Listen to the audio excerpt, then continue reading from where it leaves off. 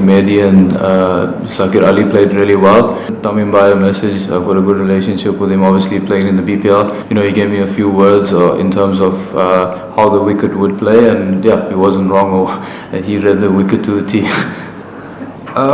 Yeah, obviously Bangladesh batted really well today. Conditions got a little bit better, if I'm honest, with a slightly used ball, but I think we still are ahead. We've obviously, Bangladesh have a lead, and we've got 3 wickets more to go. So obviously, if we can restrict them as much as possible, but I still feel we're in the pouncing seat, considering that the good work that we did with the bat in our first innings. Obviously, they take a light meter reading based on the benchmark that was set on the first day. And if they see it fit that the spinners can bowl, then they offer that to you. And if it's not fit for the spinners to bowl, then we came off like what we did at the back end of the day's play. Yeah, look, it's nice to get a marathon spell under the belt. I love bowling. I wish I didn't give a little bit. I gave a little bit less cut balls in the start of the spell, but I think I settled in quite nicely. Like I said, when the ball got a little bit older, there wasn't much reacting from the wicket, so I tried to keep it as tight as possible. No, I think yesterday was probably a day that we went a little bit searching, if I'm honest, and then we got the 3 wickets, and I think Mehdi and Zakir Ali played really well. We threw everything at them, and yeah, I don't think it was a case of us taking our foot off the gas. I think they played really well, and you must take credit towards the batters in that situation.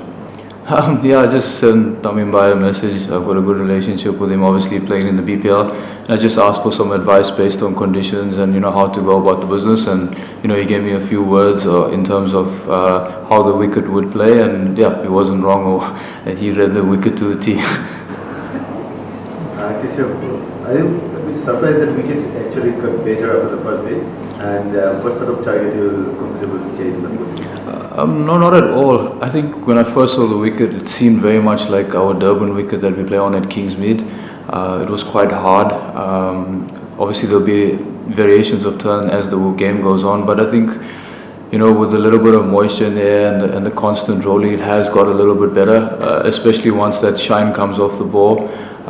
Look, ideally, we would like to restrict Bangladesh to 100 or below, but it's important that we start well in the morning and then assess from there. Last question. Keshav, you bowled 24 overs in a spell and then 10 overs. What was the reason behind it? Is it because of the lack of options? Sorry, can you repeat that? You bowled 24 overs in a spell and then 10 overs spell. So what was the reason behind that? 10 over? What was it? Oh, you said your long spells. It was a specific reason. Oh, long spells. I think obviously we have a four bowler lineup in our attack.